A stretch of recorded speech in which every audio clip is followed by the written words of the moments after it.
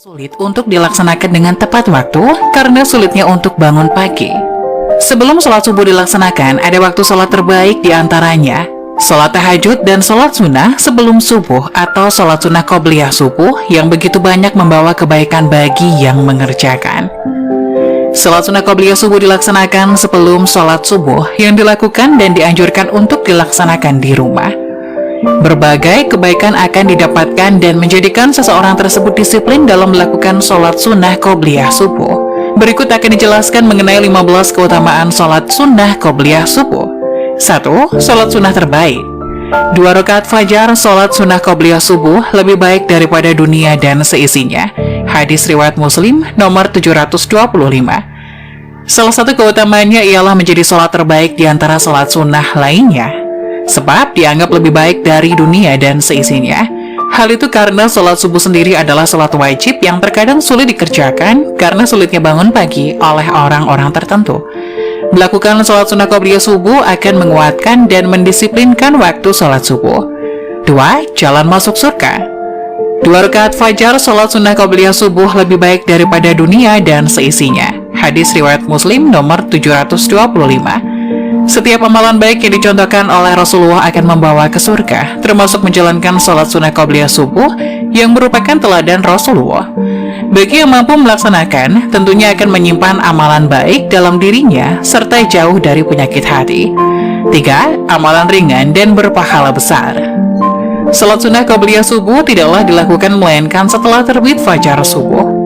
Dianjurkan sholat tersebut dilakukan di awal waktu dan dilakukan dengan diperingan. Demikian pendapat Imam Malik, Imam Syafi'i, dan jumhur ulama dalam syarih Sahih Muslim.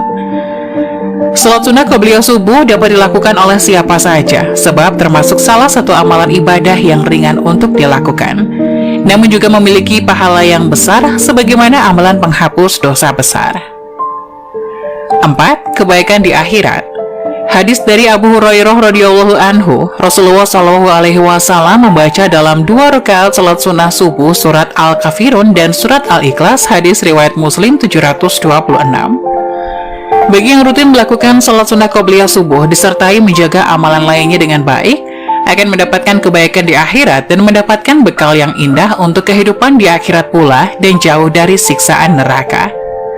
5. Dilindungi di hari kiamat. Hadis dari Ibnu Abbas radhiyallahu anhuma, Rasulullah shallallahu alaihi wasallam dalam 2 rakaat salat sunnah subuh membaca ayat pada rakaat pertama membaca surat Al-Baqarah ayat 136 dan pada rakaat kedua membaca surat Ali Imran ayat 52. Hadis riwayat Muslim nomor 727. Setiap yang melakukan sholat sunnah qobliyah subuh dan sholat subuh dengan tepat waktu dan istiqomah di hari kiamat nanti akan mendapat syafaat dari Rasulullah sehingga ia terlindung dari segala bahaya di hari kiamat. 6. Mengikuti sunnah Rasul. Mengikuti sunnah Rasul tentunya sebuah amalan yang baik, sebab barang siapa yang menjadi pengikut Rasul dan menjalankan segala perintahnya, kelak akan mendapat syafaatnya dan terhindar dari segala kesusahan. 7. Jalan kebaikan.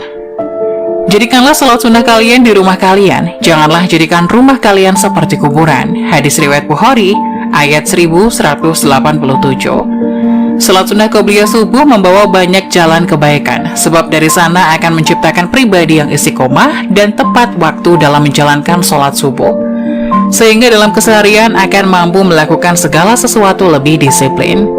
8. Memohon petunjuk. Sebaik-baik salat seseorang adalah salat di rumahnya, kecuali salat wajib. Hadis riwayat Bukhari nomor 731 dan hadis riwayat Ahmad nomor 186 dengan lafaz Ahmad.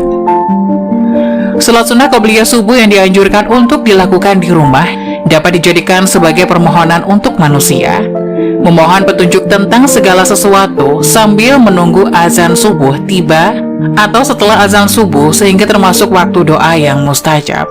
9. Menunjukkan rasa takwa. Barang siapa yang belum sholat sunnah 2 rakaat subuh, maka hendaknya melakukannya setelah terbit matahari.